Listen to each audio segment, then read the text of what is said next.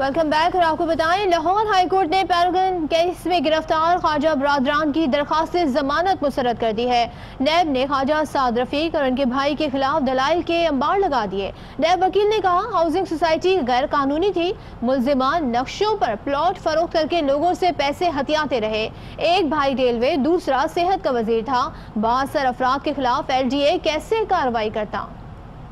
Paragon scandal میں گرفتار خواجہ برادران کی درخواست پر سماعت لاہور ہائی کورٹ کے بینچ نے کی۔ نیب وکیل نے موقف اختیار کیا کہ پیراگون ہاؤسنگ سوسائٹی خواجہ برادران کی ملکیت اور غیر قانونی اسکیم ہے۔ نقشوں پر پلاٹ فروخت کر کے لوگوں سے پیسے ہتھیائے گئے۔ 1000 کنال کی اسکیم غیر قانونی طور پر 7000 کنال تک پھیلا دی۔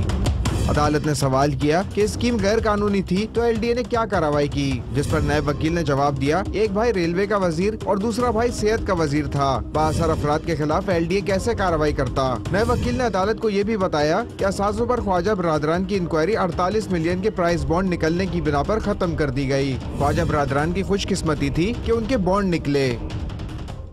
جعلی اکاؤنٹس کیس کی تحقیقات میں مزید تیزی کی گئی ہے اور کراچی کی ملیر جیل میں قید اومنی گروپ کے سربراہ انور مجید اور ان کے بیٹے عبدالغنی مجید سے ناب کی تفتیش جاری ہے۔ ذرائع کے مطابق تفتیش دادو اور ٹھٹا شوگر ملز کیس میں کی گئی ہے۔ تحقیقاتی ٹیم میں نیب، راولپنڈی کی ڈپٹی ڈائریکٹر محبوب عالم اور گل انور شامل تھے۔ اسی کیس میں وزیر اعلیٰ سندھ سید مراد علی شاہ اور قائم علی شاہ بھی زیر تفتیش ہیں، جبکہ عبدالرؤف صدیقی سے بھی پوچھ گچھ کی گئی ہے۔ فردوس عاشق اوان کا ٹویٹ میں کہنا ہے کہ اپوزیشن اراکین نے بجٹ سنا اور نہ ہی پڑھا، پھر کس بنیاد پر اپوزیشن بجٹ عوام دشمن قرار دے رہی ہے؟ انہوں نے کہا کہ معیشت تباہی کے دہانے پر پہنچانے والے عوام کا اور تیل کیوں نکالنا چاہتے ہیں؟ حکومت نے ماضی کے مقابلے میں سندھ کے لیے 2 ارب اضافی رکھے، NFC کے تحت 616 ارب کے مقابلے میں 815 ارب مختص کیے۔ یہ اقدام پاکستان کی اکائیوں کو اہمیت دینے کا ثبوت ہے۔ بجٹ میں بلوچستان اور سابق فاتح کی ترقی کو ترجیح دی گئی۔ بجٹ منظور نہ ہونے کے اعلان کرنے والے ترقی کے لیے سنجیدہ نہیں۔ اپوزیشن شکست خوردہ فضل الرحمان کی خدمات لے رہی ہے۔ اندازہ ہوتا ہے عوام ان کے ساتھ نہیں۔ اور آپ کو بتائیں کہ رواں سال کے پہلے 11 ماہ میں تجارتی خسارہ 13.6% کمی ریکارڈ کی گئی ہے۔ ادارہ شماریات کے حوالے سے کیا کہنا ہے یہ بھی آپ کو بتاتے ہیں کہ تجارتی خسارے کا حجم 29 ارب 20 کروڑ ڈالر رہا، جبکہ گزشتہ سال اسی عرصے میں خسارے کا حجم 23 ارب 81 کروڑ ڈالر تھا۔ رواں سال کے پہلے 11 ماہ درآمدات میں نمایاں کمی آئی۔ ادارہ شماریات درآمدات میں 8.5% کی کمی ہوئی۔ ادارہ شماریات کا یہ بھی بتانا ہے کہ درآمدات کا حجم 50 ارب 47 کروڑ ڈالرز رہا۔ ساتھ ہی یہ بھی بتایا گیا کہ برآمدات کا حجم 21 ارب 33 کروڑ ڈالرز ریکارڈ کیا گیا ہے۔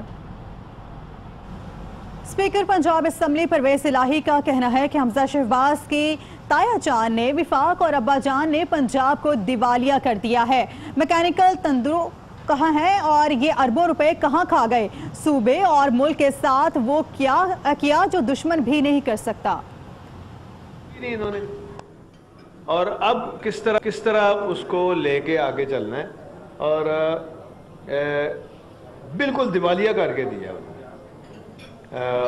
وہاں ان کے تایا جان نے بھی اور یہاں ابا جان نے بالکل پورے صوبے کی معاشی حالت، کوئی ایسا سیکٹر نہیں جو پرفارم کر رہا ہو، کوئی ایسا ادارہ نہیں۔ تندور سکیم کدھر گئی ہے؟ میکینیکل تندور کدھر گئے ہیں؟ روٹی سکیم کہاں پہ ہے؟ اربوں روپے کھا گئے ہیں، وہ تو ان کا آڈٹ بھی ہوا ہے۔ انہوں نے اس صوبے کے ساتھ اور ملک کے ساتھ وہ کیا ہے دشمن بھی نہیں کرتے۔ سندھ اسمبلی میں اپوزیشن لیڈر فردوس شمیم نقوی کا کہنا ہے کہ گورنر نے 2017 اور 18 کی آڈٹ رپورٹ اسمبلی بھیجی ہے، لیکن حکومت اسے ایوان میں پیش نہیں کر رہی ہے۔ رپورٹ میں اربوں روپے کی بے ضابطگیاں سامنے آئی ہیں۔ وزیر اعلیٰ سندھ بہت ڈرے ہوئے ہیں۔ چیف منسٹر مراد علی شاہ ڈرے ہوئے ہیں، بہت ڈرے ہوئے ہیں۔ میرے پاس کنفرمیشن آ چکی ہے کہ گورنر نے سن 2017-18 کے آڈٹ کی رپورٹ سندھ اسمبلی بھیج چکے ہیں۔ ویب سائٹ پہ آ گئی یہ رپورٹ، ہاؤس میں نہیں پلیس کرتے۔ CM صاحب آڈٹ کی رپورٹ پلیس کرو ہاؤس میں۔ الیکشن کمیشن آف پاکستان سے پہلے speaker of the provincial assembly को उनकी डिस्क्वालिफिकेशन की दरख्वास्त डालेंगे। हम फरियाल तारपुर के खिलाफ प्रोसीडिंग्स शुरू करने जा रहे हैं। बल्दियात सिंध सईद गनी की पीटीआई और एमक्यूएम पर कड़ी तनकीद। कहते हैं उनकी साजिश और काविशें धरी की धरी रह जाएंगी। ये चाहते हैं किसी चोर दरवाजे से सूबा सिंध की हुकूमत खत्म कर दी जाए। तयशुदा मंसूबे के तहत एमक्यूएम पीटीआई की बी टीम बनी हुई है। इनकी सारी साजिशें काविशें शेरवानियाँ और पता नहीं क्यों प्लान थे, मंसूबे थे, वजारतें बांटी हुई थी, वो सारा धरे का धरा रह गया।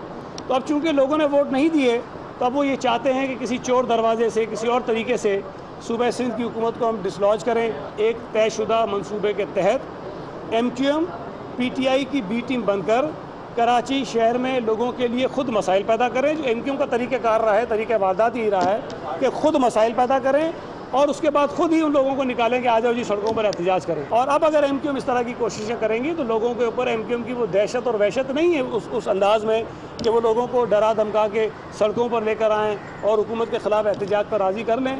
कहीं कहीं छोटे मोटे ये ज़रूर हो जाएंगे, लेकिन असल इनका जो चेहरा है वो लोगों के सामने आ चुका है। वज़ीर आज़म अगर ये कहे कि जी इनको प्रोटेक्शन आर्डर नहीं मिलने चाहिए, वज़ीर आज़म अगर ये कहे कि अपोजिशन को असम्बली में बोलने की इजाज़त नहीं होनी चाहिए, तो फिर आप समझ लें कि इनकी नज़र में कानून की, आइन की, असम्बली की, रूल्स की, स्पीकर की, जमहूरियत की वक़्त क्या रह जाती है। वज़ीर इमरान खान और रूसी सदर की मुलाकात में क्या बातचीत हुई? गुज़िश्ता हुकूमतों के दौर में बाहिमी ताल्लुकात में गर्म जोशी क्यों न थी? रूसी सदर पुतिन ने वजह वज़ीर आज़म इमरान खान को बता दी है। अब्दुल कादिर हमारे नुमाइंदे साथ हैं, उनसे मज़ीद जानते हैं। तो कादिर बताइएगा, क्या वजूहात बताई रूसी सदर पुतिन ने? जी हाँ, बिल्कुल। पाकिस्तान और रूस के दरमियान एक लंबे अरसे से ताल्लुकात में गर्मजोशी नहीं थी और ये बात किसी को भी मालूम नहीं थी कि ऐसे आखिर क्या वजह है कि पाकिस्तान और रूस के दरमियान सिफारती महाज पर कोई बड़ी कामयाबियां नहीं मिल रही। लेकिन वज़ीर आज़म इमरान खान और रूसी सदर की मुलाकात की अंदरूनी खबर सामने आई है और इंतहाई ज़िम्मेदारान ज़राए ने यह बताया है कि रूसी सदर पुतिन ने वज़ीर आज़म इमरान खान से मुलाकात के दौरान साबका हुकूमतों के रवैये का शिकवा करते हुए कहा है कि माजी में पाकिस्तान ने रूस के साथ उस तरह से और उस सतह पर राब्ता नहीं किया जिस सतह पर होना चाहिए था। पाकिस्तान और रूस के ताल्लुकात की मजबूती के लिए भी साबका हुकूमतों ने कोई मौसर किरदार अदा नहीं किया और आज से पहले आखिरी आला सतह राब्ता जनरल परवेज मुशर्रफ के दौरे इक़्तिदार में हुआ था, जब रूसी सदर के साथ उनकी मुलाकात हुई थी। उसके बाद अब वज़ीर आज़म इमरान खान की मुलाकात हुई है और रूसी सदर ने यह कहा है कि ये मुलाकात इंतहाई खुशगवार है और चाहते हैं कि पाकिस्तान और रूस के दरमियान दो तरफा ताल्लुकात को फरोग दिया जाए। वज़ीर आज़म इमरान खान ने भी इस ख्वाहिश का खैर मकदम किया है और कहा है कि दोनों मुमालिक के दरमियान ताल्लुकात को वसअत देंगे। खाने की मेज़ पर जब वज़ीर आज़म और रूसी सदर साथ बैठे तो इलाकाई सूरत हाल और मजमूई जो खित्ते की सलामती की सूरत हाल है उस पर भी बातचीत हुई और आला सतह सफारती राब्तों को मुसलसल फरोग देने का फैसला किया गया है। तो कादिर ये भी बताएं कि ज़ाहिर है ये फैसले हुए हैं कि अब राब्ते बढ़ाए जाएंगे, किस सतह पर राब्ते बढ़ाए जाएंगे? सिफारती राब्ते होंगे? क्योंकि पाकिस्तान वज़ीर आज़म जो है इस वक्त उनका विजन ये भी है कि ट्रेड भी बढ़ाई जाए। साबिर शाकिर साहबाद ब्यूरो चीफ हमारे साथ हैं, उनसे मज़ीद जानते हैं। साबिर, क्या कहिएगा, रूसी सदर और वज़ीर आज़म की मुलाकात हुई, उसमें ये बात उन्होंने की, एक तरह का गिला किया कि साबका हुकूमतों ने कभी ताल्लुकात बढ़ाने का सोचा ही नहीं, तो वज़ीर आज़म ने ये शुरुआत कर दी है, क्या कहिएगा? अच्छा, मेरे पास ज़रा मालूमात इससे मुख्तलिफ हैं जी, क्योंकि रशिया के साथ ये दुरुस्त है कि परवेज़ मुशर्रफ साहब के ज़माने में रशिया के साथ कोल्ड वार के बाद राब्ते हुए थे और वो राब्ते दोस्ती में तब्दील होते गए और बदगुमानी और बदएतमादियाँ ख़त्म हुई। और मुशर्रफ साहब के ज़माने में भी और इसके बाद पीपल्स पार्टी के दौर में भी रूस और पाकिस्तान की जो सियासी क़यादत है वो एक दूसरे के करीब आई थी। और इत्तफाक की बात है कि एक मुलाकात का मैं आई विटनेस भी हूँ। शंघाई में कॉन्फ्रेंस थी और वज़ीर आज़म यूसुफ गिलानी थे और उसमें उस विज़िट में मैं भी कवरेज के लिए वहाँ मौजूद था।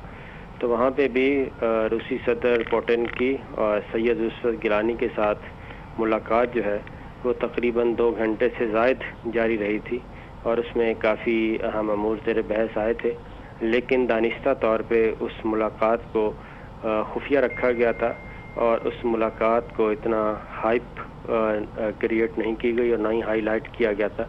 بلکہ ہمارے اپنے ہی فارن آفس نے پاکستانی میڈیا سے یہ ریکویسٹ کی تھی کہ اس ملاقات کو ہائی لائٹ نہیں کیا جائے گا. پھر اس کے بعد بھی یہ ملاقاتیں جاری رہیں اور پاکستان کی اس کے بعد روسی صدر نے پاکستان کا دورہ کرنا تھا اور شیڈول کا بھی اعلان ہو گیا تھا، لیکن پاکستان انڈیا کی طرف سے روس کو یہ دھمکی دی گئی تھی کہ اگر ایسا کیا گیا تو ہم تمام سودے جو ہیں وہ منسوخ کر دیں گے، دفاعی سودے، اور اس لیے روس اس پریشر میں آیا اور اس میں پھر یہ ملاقات، یہ وزٹ جو ہے وہ نہیں ہو سکا تھا. اس کے بعد ہمارے صدر زرداری جو ہیں انہوں نے بھی روس کا ایک سے زیادہ بار وزٹ کیا تھا اور 3 دن کا یہ سرکاری دورہ تھا، اور یہ چیز کافی عرصے سے اس طریقے سے چل رہی تھی. اور اس لیے میں سمجھتا ہوں کہ پاکستان کی سیاسی اور ملٹری لیڈرشپ جو روس کی اور پاکستان کی ہے اس میں رابطے موجود ہیں، اور وقتاً فوقتاً اس میں اضافہ ہوا ہے، اور خاص طور پہ کولڈ وار کے بعد. اور یہ جو تازہ اس بار کیا ایسا مختلف ہے؟ وزیر اعظم کا جو ایک ہم نے دیکھا شنگھائی تعاون تنظیم میں جو ان کی میٹنگ ہوئی، اس میں اور اس میں آپ کیا سمجھتے ہیں؟ کیا مزید تعلقات بڑھیں گے؟ انڈیا کا خطرہ تو ابھی بھی ہے اور انڈیا اور روس کے تعلقات سے سب واقف ہیں. جی بالکل. اب دیکھنا یہ ہے کہ کیونکہ اب جو لیٹسٹ سچویشن ہے اس ریجن کی، یہاں کے جو مین پلیئرز ہیں وہ رشیا، چائنا، پاکستان، ایران، یہ اہم ہوتے جا رہے ہیں، اور اس کے بعد ترکی ہے، جبکہ انڈیا اس وقت امریکن بلاک میں جا رہا ہے. اور اب میرا خیال ہے کہ وہ پریشر جو ماضی میں تھا وہ اب پریشر شاید ریلیز ہوگا. اور اس کے علاوہ بھی جو افغانستان میں کی صورتحال ہے اس میں چائنا بھی ایک اہم پلیئر ہے، اسٹیک ہولڈر ہے. اور پاکستان، آپ کو یاد ہوگا کہ کچھ عرصہ پہلے پاکستان، چائنا، رشیا اور ایران کے انٹیلیجنس چیفز کی ایک ملاقات ہوئی تھی، اہم ترین ملاقات تھی، جس میں کچھ بہت ہی اہم نوعیت کی اسٹریٹجک چیزیں اور منیمم ایجنڈا طے کیا گیا تھا. تو اس لیے پاکستان روس کے قریب آ رہا ہے، اور انڈیا کو اب یہ ڈیسائیڈ کرنا ہے کہ کیا وہ اس ریجنل پلیئرز کے ساتھ مل کے کھیلے گا یا پھر وہ اپنے آپ کو امریکن بلاک میں لے کے جائے گا مستقل. یہ سچویشن ہے. تو میرا خیال ہے کہ ہماری جو تاریخ ہے وہ اس سے مختلف ہے، اس لیے کہ میں کچھ چیزوں کا آئی وٹنس بھی ہوں، اور ادروائز بھی ہم نے جو یہ سارا ایک تسلسل کے ساتھ تذکرہ کیا ہے اس میں پاکستان اور روس کی سول اور ملٹری بوتھ لیڈرشپ جو ہے وہ ایک دوسرے کے کافی قریب آ رہی ہے، خاص طور پہ کولڈ وار کے بعد. اور اس وقت جو افغانستان میں اگلا سیٹ اپ تیار ہونا ہے اس میں یہ مین سٹیک ہولڈرز ہیں اس ریجن کے. اور امریکہ جو ہے وہ امریکنز کے ساتھ انڈیا ملا ہوا ہے. وہ انڈیا کے ذریعے امریکہ جو ہے وہ خود تو جانا چاہتا ہے، لیکن انڈیا کے ذریعے یہاں پہ اپنے فٹ پرنٹ چھوڑ رہا ہے اور اس کے ذریعے کھیلنا چاہتا ہے. ٹھیک ہے صابر، آپ اس حوالے سے ہمیں آگاہ کر رہے تھے، بہت شکریہ آپ کا. ساتھ ہی آپ کو بتائیں کہ وزیر خارجہ شاہ محمود قریشی برطانیہ میں موجود ہے، پاکستانی ہائی کمیشن سے خطاب کر رہے ہیں. داخلت کر نہیں سکتے ہم، بالکل وہ آزاد ہیں، دیر انڈیپینڈنٹ، جو فیصلہ کریں گے. ہمیں عدالتوں کا احترام کرنا ہے، کرتے ہیں. سر میں فریق قریشی کے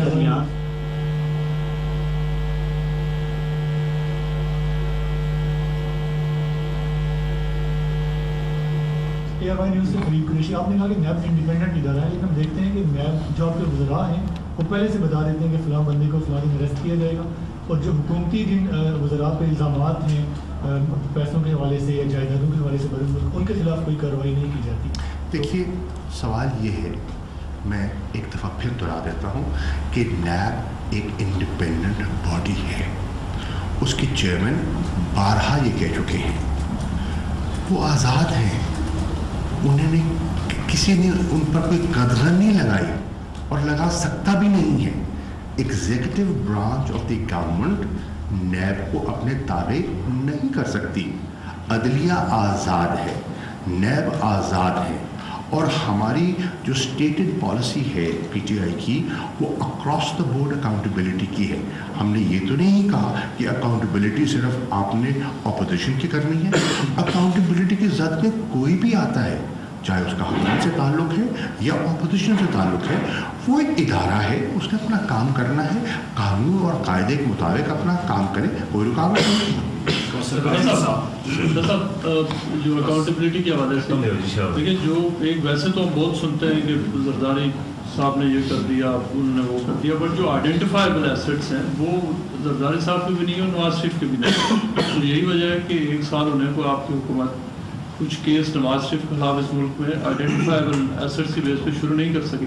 آئیڈینٹیفائبل ایسٹس اگر کسی کے نکلے ہیں تو وہ پی ٹی آئی کے لوگ, فیصل واڈا یا علیم خان, جہانگیر ترین, نہ صرف ان کے آئیڈینٹیفائبل ایسٹس ہیں اس ملک میں, ان کے سوئس اکاؤنٹس بھی. ہم صرف آصف علی زرداری کے سوئس اکاؤنٹس کو سنتے ہیں. آپ کیا سمجھتے نہیں ہیں کہ ان کے سوئس اکاؤنٹس کے اوپر بھی ایک جے آئی ٹی بننی چاہیے؟ دیکھیے عرض یہ ہے, میں پہلے عرض کر چکا ہوں, یہ ادارہ ہے, خود مختار ادارہ ہے, اس پر کوئی قدغن نہیں ہے, وہ انڈیپینڈنٹلی ایکٹ کر سکتے ہیں.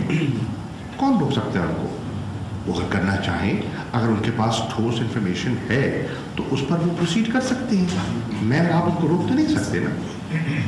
لیکن کیا آپ کے ریکمنڈ کرتے ہیں کہ ان کے خلاف میں نے کہا میں کون ہوں بھیا, ایک میں عرض کر رہا ہوں, دیکھیے میں کون ہوں, آپ کون ہیں. دیکھیے ہم افراد ہیں نا, وہ ادارہ ہے, ایک انڈیپینڈنٹ ادارہ ہے, با اختیار خود مختار ادارہ ہے. Who are we to tell them what to do and what not to do? ان کا کام ہے اکاؤنٹیبلٹی کرنا, ان کا کام ہے ملک سے کرپشن کی ایریڈیکیشن کے لیے پروسیڈ کرنا.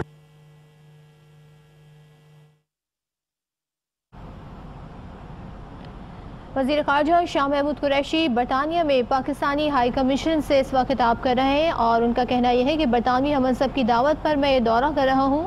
انہوں نے کہا کہ گزشتہ روز ان کی برطانوی وزیر داخلہ سے ملاقات ہوئی تھی. ساتھ ہی انہوں نے بتایا کہ ہماری حکومت نئی ہے, اس کو معاشی چیلنجز کا سامنا ہے.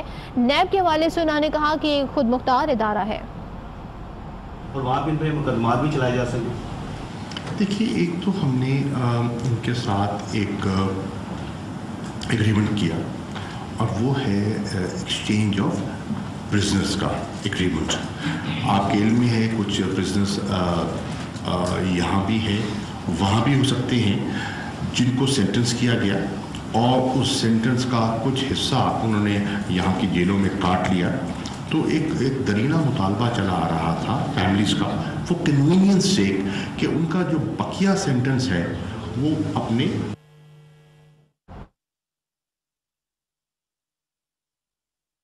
میں موجود ہیں. پاکستانی ہائی کمیشن سے اس وقت خطاب کر رہے ہیں. انہوں نے بتایا کہ آصف زرداری نواز شریف پر کیسز ہمارے دور میں نہیں بنائے گئے. نواز شریف اور آصف زرداری نے اپنے ادوار میں یہ مقدمات بنائے ہیں.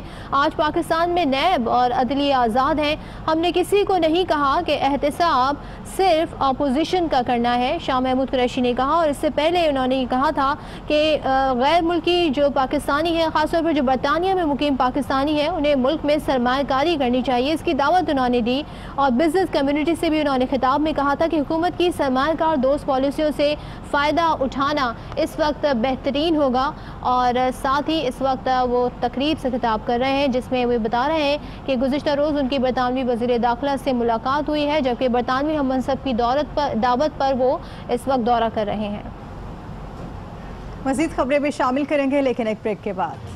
Welcome back. اور خیبر پختونخوا اسمبلی میں صوبائی بجٹ پیش کیا جا رہا ہے. اس دوران ہنگامہ آرائی اور احتجاج دیکھنے میں آئے. پیپلز پارٹی نون لیگ کے ارکان احتجاجی بینرز کے ساتھ یہاں پر پہنچے ہیں. اپوزیشن ارکان بینرز دے کر اسپیکر کے ڈائز کے سامنے کھڑے ہو گئے.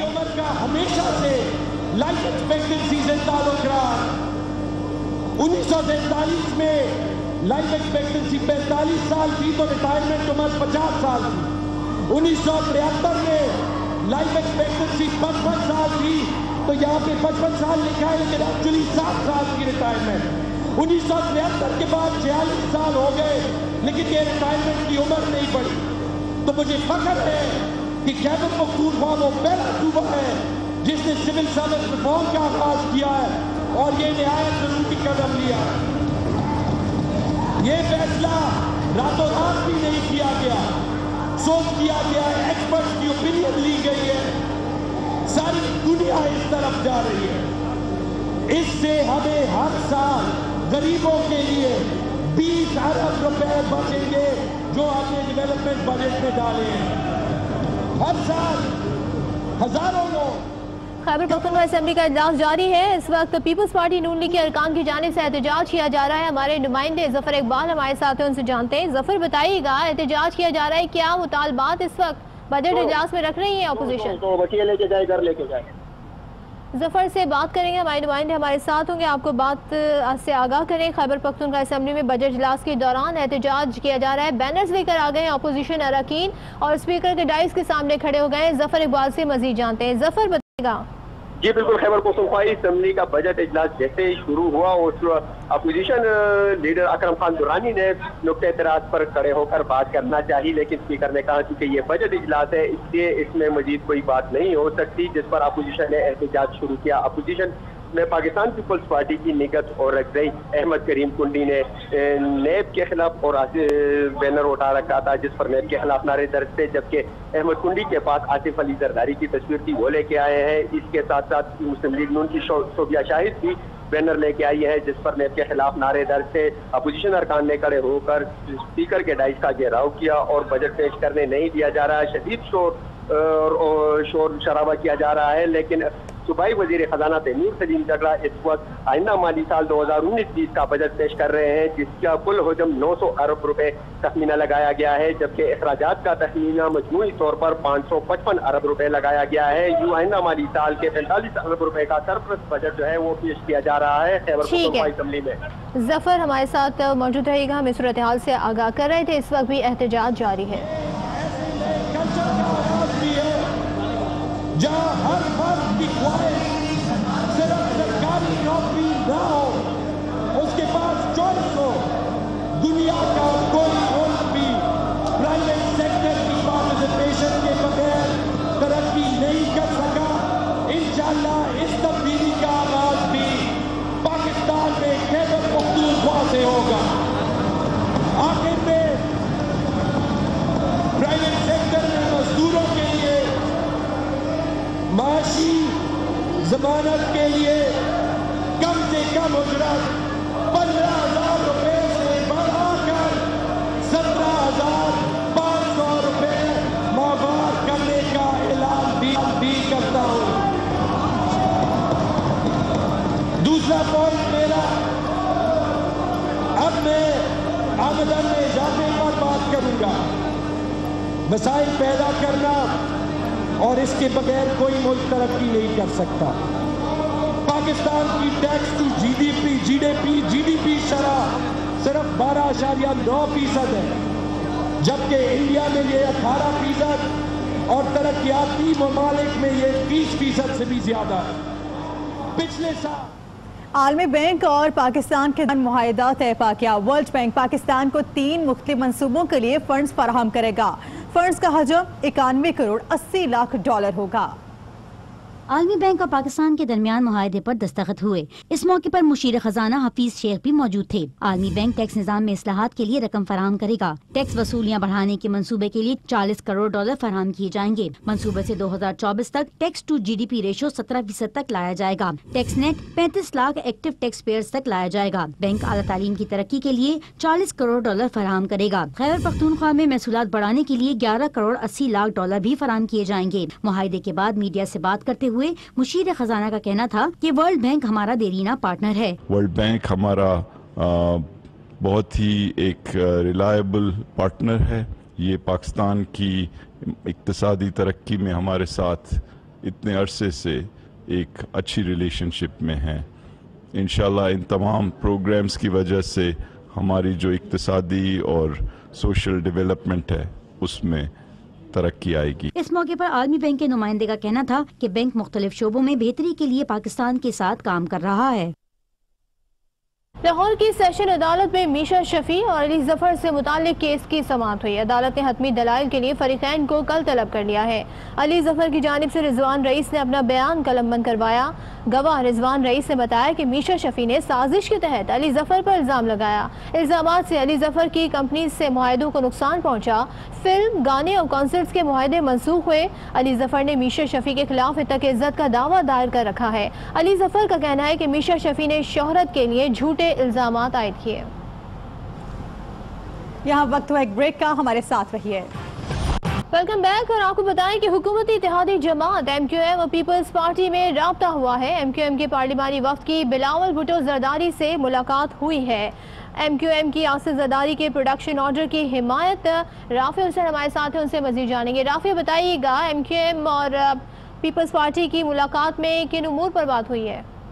जी बिल्कुल, देखें ये एक अहम मुलाकात थी जो कि पार्लियामेंट हाउस के अंदर हुई है और पार्लियामेंट हॉल के अंदर MQM का जो पार्लिमानी वक्त है उसने अमीनुल हक की सदारत में chairman peoples party Bilawal Bhutto Zardari से मुलाकात की है। और इस मुलाकात में जो हुकूमत की इत्तेहादी जमात है MQM, वो भी आसिफ अली जरदारी के प्रोडक्शन ऑर्डर की हिमायत ही निकली है। और मुलाकात में MQM का ये कहना था कि आईन और कानून के मुताबिक आसिफ अली जरदारी के जो प्रोडक्शन ऑर्डर हैं वो जारी किए जाने चाहिए, जिस पर बिलावल भुट्टो जरदारी ने MQM का शुक्रिया अदा किया कि उन्होंने कानून और आईन की पासदारी करते हुए प्रोडक्शन ऑर्डर की हिमायत की। साथ ही साथ MQM ने बिलावल भुट्टो जरदारी के सामने सिंध की महरूमी। ठीक है राफी, बहुत शुक्रिया। और आपको बताएं कि बरतानवी नशियाती इदारे BBC की गुमराह कुन खबर पर पाकिस्तान ने बरतानवी media regulator office of communication में एहतजाजी मरासला भिजवा दिया है। मरासले में लिखा गया है कि BBC ने पाकिस्तान में इंसानी हुकूक की खिलाफ वर्जियों पर बेबुनियाद खबर दी। BBC खबर में कई दावों पर कोई ठोस सबूत भी पेश नहीं कर सके। BBC ने तासुब का मुजाहरा करते हुए पाकिस्तानी मौक़िफ़ यकसर नज़रअंदाज कर दिया। BBC अपनी सहाफ़ती कोताही तस्लीम करके खबर हटाए और माफ़ी मांगे, वरना कानूनी चाराजोई का हक महफूज रखते हैं। इसके साथ ही न्यूज़ स्टूडियो से फिल वक्त इतना ही। किसी भी खबर उसकी अपडेट के लिए देखते रहिए ARY।